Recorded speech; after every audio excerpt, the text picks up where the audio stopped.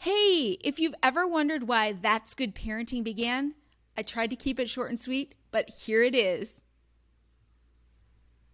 Parents, I think you could agree that when it comes to our kids, there is a breadth and a depth of love that words just cannot describe. As a matter of fact, we will literally do anything that we can to help our kids become amazing adults that we see inside of them, even as infants. But there's also this commonly shared huge fear in raising these amazing little humans. Will we mess them up? Can we truly be the good parents that we imagine ourselves to be? Hi there, my name is Dori Durbin. I'm a children's book author, illustrator, book and parenting abundance coach, and the host of this show, That's Good Parenting. So why did I even start That's Good Parenting? Well, for starters, it wasn't because I thought I was a great parent. It's because the more that I parent, the more apparent it becomes that I need to know more. And it's funny, I never intended on having a parenting podcast. Honestly, I wasn't even sure that we would ever be parents because my husband and I, we didn't even have kids until we were 30. And when we did, even though we were a tiny bit older, we still felt so uncertain about the parenting moments right from the very start. We honestly weren't thinking that we needed any help either. We thought we were older, we were wiser, we had all this life experience. It surely equated to parenting experience, right?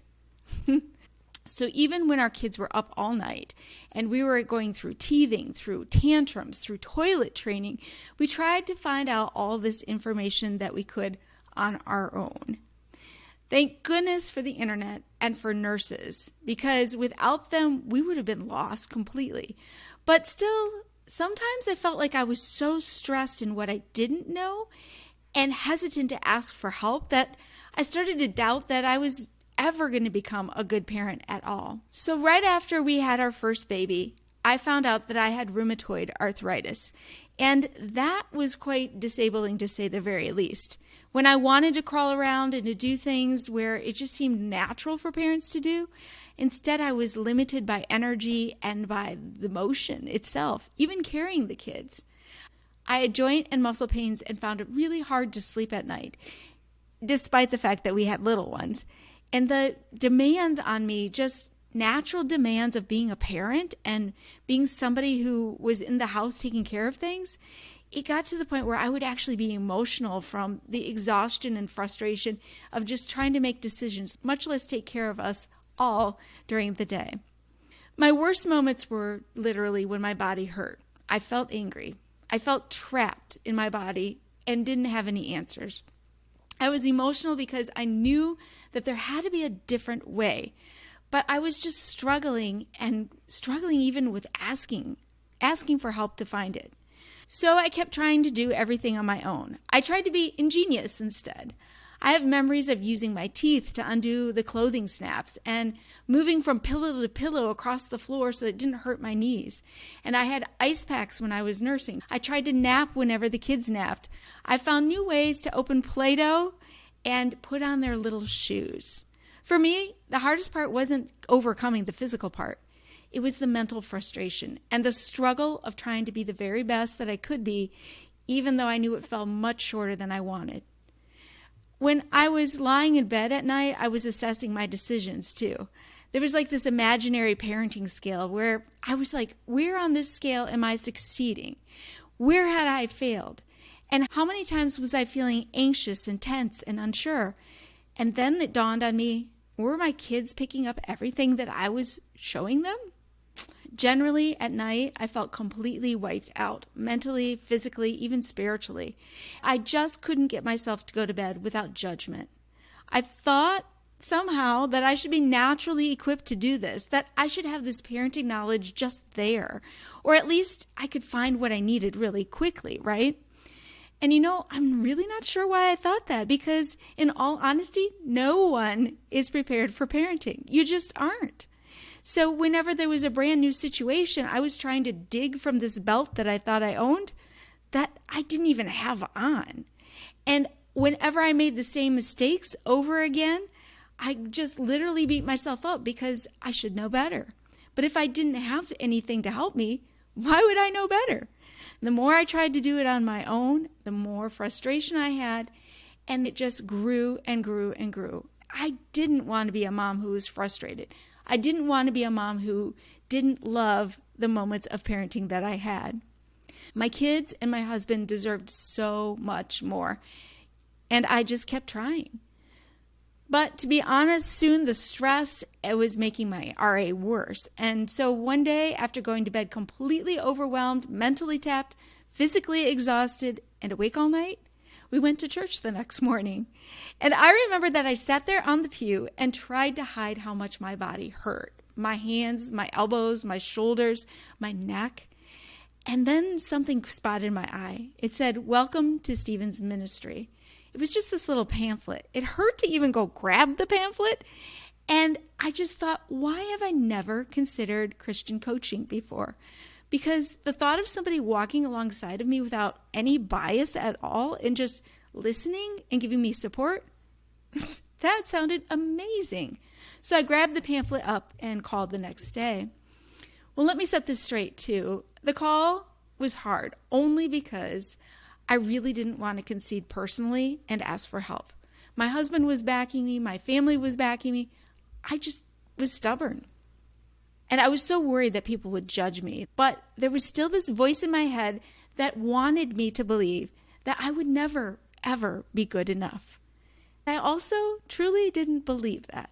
I just knew that I needed to make a change. I wanted to be a better wife, a better mom, and to show up for myself for once too. 2 days later, I met my Stephen's minister and started truly on a path of finding parenting help and joy. And you know what the magic was? It was being open to learning and learning from experienced people who knew more. I wasn't naturally equipped to be a good parent on my own.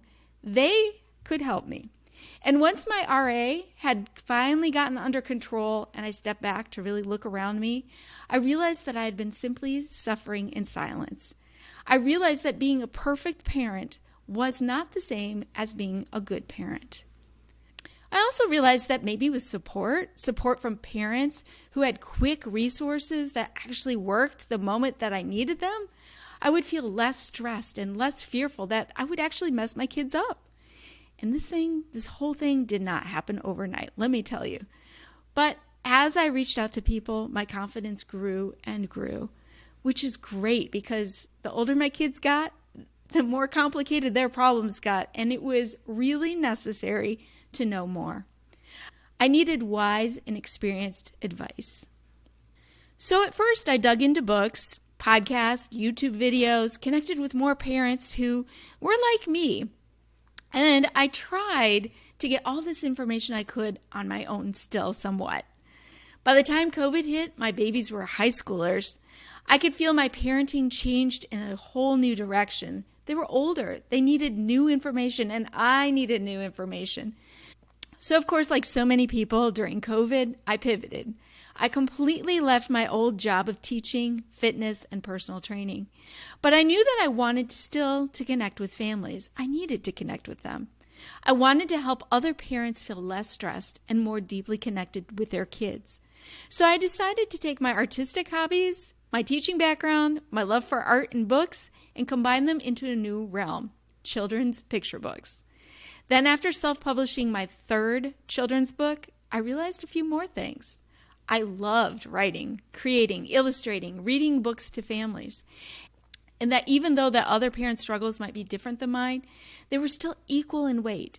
So many parents still were struggling with communication and emotions with their kids. And for time's sake, honestly, because you don't have all day, I'll speed this up into super warp mode. So I organized an online event called the Little Kids Big Feelings Workshop, where professionals shared tips and tricks to help parents and kids connect and communicate better. And from that event, parents had even more questions. And from those questions and from my love of books, I developed the podcast called The Power of Kids Books, where I interviewed family professionals. Those were professionals who also had kids' books, and they would read a snippet of their book, but also share their expertise for parents. And parents loved it, and children's book authors loved it. But I still felt like we were missing a segment of parents, We were missing some of the questions they really needed answers to. So the big question came into my mind was, what could I provide that would give action steps to parents? So it became clear that I needed to refocus my podcast. That's where the shift between The Power of Kids books and That's Good Parenting happened. Because this podcast, That's Good Parenting, gives you simple steps to reduce parenting stress. In this podcast, I interview family experts who understand your parenting heart. They work with families just like yours, and they want to provide at least 3 things for you. First, to connect your parenting questions with knowledge. Second, to provide you with simple steps that you can use right now. And third, to reduce your parenting stress. Ultimately, I see that my parenting imperfections and hangups were your gains. There is no reason any parent should struggle silently. I encourage you to listen to this podcast. I want to equip you with 20 to 30 years worth of experience in 20 to 30 minutes. This podcast opens the door to free parent knowledge specifically for you. It is my sincerest hope that with the help of That's Good Parenting, the podcast, that you, the busy, well-intentioned, perfection-seeking parent, that you can have less overwhelm and less fear that you're going to mess your kids up, so that you can end your day and find at least one moment where you can say, hey, now that was good parenting. Oh, hey, one more thing. Have you been wondering if you could contribute to this podcast because you have so much expert knowledge that could help parents?